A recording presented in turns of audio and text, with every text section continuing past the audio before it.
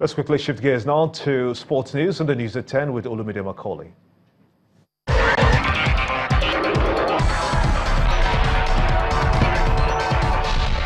Thank you, Gimba. Welcome to Sports News. Former world #1 Serena Williams says her best is yet to come after beating Latvia's Anastasia Sevastova 6-3, 6-love in the semi-final of the U.S. Open. It'll be the second consecutive Grand Slam final for Serena, who came agonizingly close to matching Margaret Court's record of 24 majors at Wimbledon, but was beaten by Angelique Kerber. A win in the women's final on Saturday will also give the 36-year-old American a 7th U.S. Open title, breaking the tie with Chris Evert for the most in the Open era. And also, U.S. Open finalist Naomi Osaka admits that she cannot afford to hold Serena Williams in too high esteem when they go head-to-head tomorrow.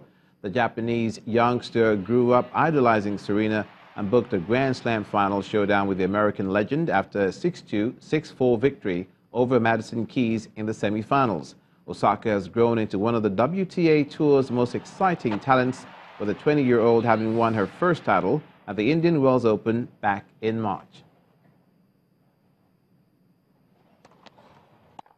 That's where we leave it on Sports News. It's back to Gimba for the rest of the news at 10.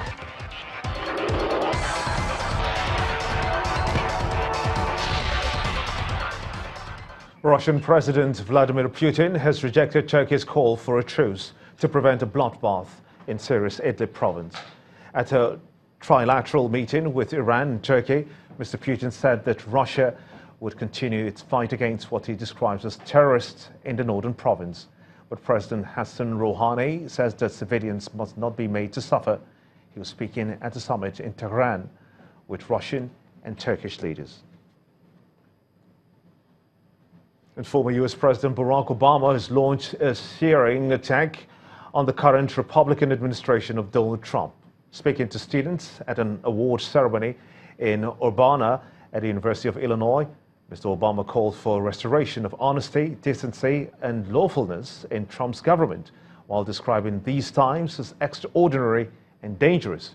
He warned that America's democracy depends on America's vote turnout in November's congressional midterm elections. The ex-president had kept a low profile since he left office in 2017 until now. He says that he had been intending to follow the American tradition of other ex-presidents exiting the political sphere. And on entertainment news, rapper Falz reveals plans to release Conscious album. Mayowa Ogundele has details of these and other entertainment stories now. Many thanks. Here are top stories on showbiz. Local television operators, television content providers from within and outside Nigeria are faced with the challenge of securing the future of the medium as they gather to discuss issues around theatrical films and box office productions at the Nigerian International TV Summit.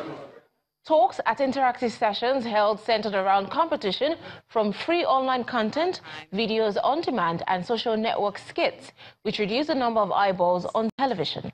First-time AMVCA winner Odunlade Adekola is set to make his directorial debut with the film The Vendor.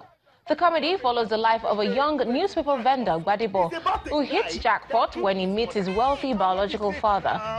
The movie, scheduled for cinema release this weekend, stars veteran Nollywood actors Jide Kosoko, Bolaji Amusan, and Aduniade, amongst others. You can drive my car. I can drive trailer. What about Arunkota? It's not Arunkota. Yeah, you bought.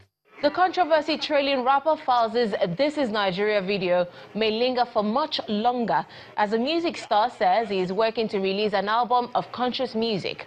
Falz, who revealed this in an exclusive chat with Entertainment News, says he is ready for any legal battle concerning the controversial video.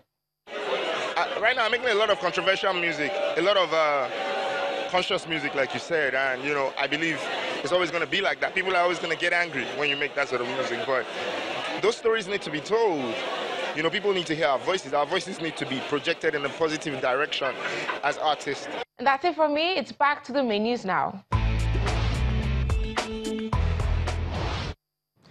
And the main news again, the federal government today suspended blasting activities in some communities in the Federal Capital Territory, Abuja, after reports of earth tremors made residents panic. And that's how it's been on the news at 10 tonight. I want to thank you so much indeed for being a part of it and for listening. On behalf of all of us here, have a splendid night, friends, and good night.